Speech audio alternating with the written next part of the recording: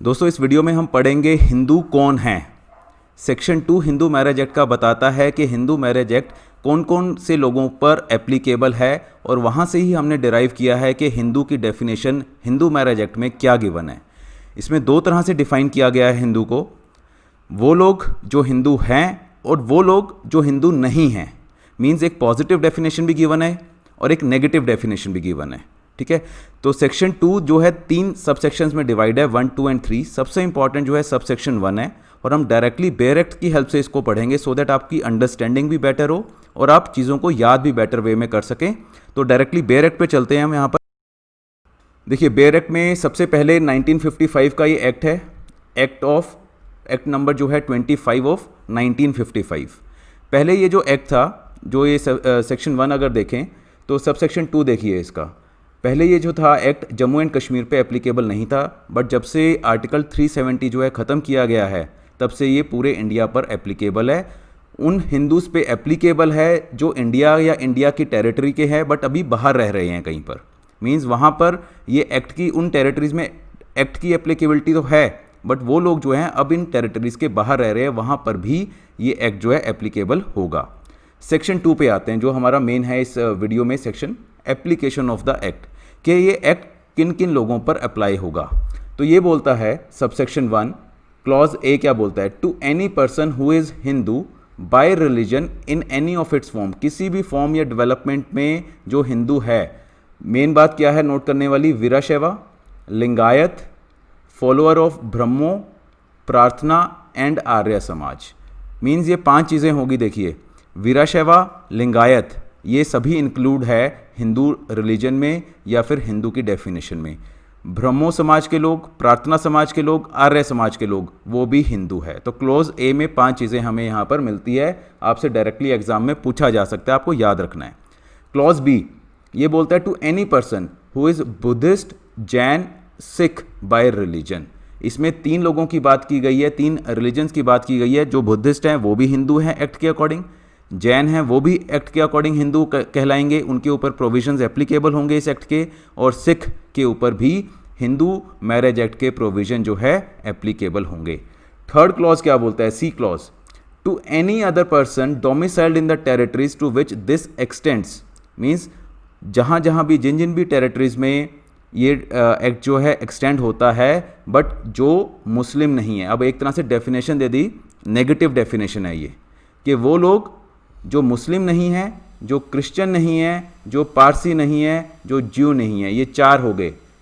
ठीक है, इन 4 रिलीजन के लोगों को छोड़कर वो भी हिंदू होंगे। ठीक है, तो पहले क्लॉज ए और बी में एक तरह से पॉजिटिव डेफिनेशन है कि वीराशैवा, लिंगायत, ब्रह्मो, प्रार्थना एंड आर्य समाज के लोग।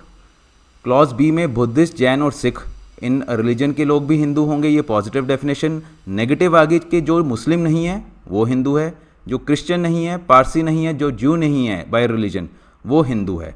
Unless it is prove that, जब तक ये प्रूव ना कर दिया जाए, that any such person would not have been governed by Hindu law और बाय एनी कस्टम और usage as part of that law in respect of any of the matters dealt with herein if this act has not been passed. जब तक contrary ना कुछ prove कर दिया जाए तब तक वो हिंदू ही कहलाएंगे। ठीक है, अब इसकी एक्सप्लेनेशन देखिए, ये भी अगेन इंपॉर्टेंट है एग्जाम के पॉइंट ऑफ व्यू से। ये कह रहा है एक्सप्लेनेशन में, the following persons are Hindu, Buddhist, Jain और Sikh by religion as the case में बी। अब बच्चे जो है, एनी चाइल्ड, चाहे वो लेजिटिमेट हो या इलेजिटिमेट हो, कोई भी चाइल्ड जिसके दोनों parents both Hindu, Buddhist, Jain और सिख है, वो बच्चे सभी जो है लेजिटिमेट या इलेजिटिमेट, वो हिंदू ही कहलाएंगे। वो बच्चे जो लेजिटिमेट हो या illegitimate, one of whose parents, कोई एक पेरेंट या फादर या मदर हिंदू, बुद्धिस्ट, जैन और सिख हैं, वो भी हिंदू ही कहलाएंगे। उनका बस ये है कि जो अपब्रिंगिंग होनी चाहिए वो ऐसी कम्युनिटी, ट्राइब या फैमिली में होनी चाहिए जिसमें वो पेरेंट बिलोंग करता है। मीन्स अगर मान लीजिए मदर जो है हिंदू है और फादर मान लो मुस्लिम है, उनका एक बच्चा है, आपको ये प्रूव करना होगा कि वो बच्चे की जो अपब्रिंगिंग है वो हिंदू फैमिली में हुई है, मदर की तरफ या मदर की कम्युनिटी में, मदर की ट्राइब में उसकी अपब्रिंगिंग हुई है, तो वो बच्चा भी हिंदू ही कहलाएगा। थर्ड क्लॉज क्या बोलता है एक्सप्लेनेशन का, C clause, any person who is convert और रिकन्वर्ट, चाहे वो कन्वर्ट हो या रिकन्वर्ट हो, वो भी हिंदू ही कहलाएगा। मान लो किसी और रिलीजन में चला गया बट वो कन्वर्ट होकर हिंदू आ गया, बुद्धिस्ट आ गया, बन गया, या जैन बन गया, सिख बन गया, वो भी हिंदू कहलाएगा। राइट, तो 3 क्लॉजेज आपके मेन इसमें सबसेक्शन 1 में दिए हुए हैं और 3 ही क्लॉजेज इसमें एक्सप्लेनेशन में हैं बच्चों के रिगार्डिंग। सबसेक्शन 2 ये एक नॉन ऑब्स्टेंटिव क्लॉज है। ये बोलता है कि सबसेक्शन 1 में जो भी हमने चीज़ें डिस्कस की है वो उन ट्राइब्स पे एप्लीकेबल नहीं होंगी, शेड्यूल्ड ट्राइब पे, जो clause 25 of article 366 of constitution of India में है। उन ट्राइब्स पे एप्लीकेबल नहीं होगा जो भी हमने सबसेक्शन 1 में पढ़ा है, जब तक कि सेंट्रल गवर्नमेंट नोटिफिकेशन के द्वारा ऐसा कुछ डायरेक्ट कर दे। ठीक है, तो नॉन ऑब्स्टेंटिव क्लॉज है, बहुत ज़्यादा इंपॉर्टेंट नहीं है, बस आपको ये ध्यान रखना है कि जब तक सेंट्रल गवर्नमेंट ना गए तब तक नहीं होगा उन ट्राइब्स पे जो 366 कॉन्स्टिट्यूशन ऑफ इंडिया में क्लॉज 25 में है।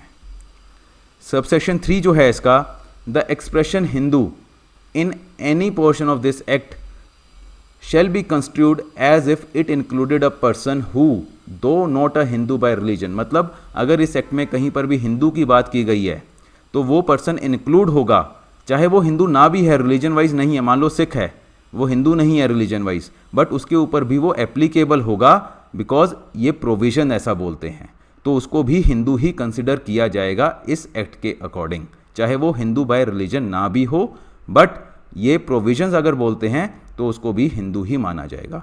तो ये सेक्शन 2 हमने यहाँ पर डिस्कस किया, बहुत इंपॉर्टेंट है, डायरेक्ट इसमें क्वेश्चन हर वर्ड के ऊपर बनते हैं, खासकर प्रीलिम्स में, तो आपको बहुत ध्यान से इसको पढ़ना है, समझना है, और अगर आपकी कोई क्वेरी है तो आप हमें पूछ भी सकते हैं, कोई फीडबैक आए तो आप हमसे शेयर करिएगा प्लीज़। ये हमारी कॉन्टैक्ट डिटेल्स हैं। Thank you very much.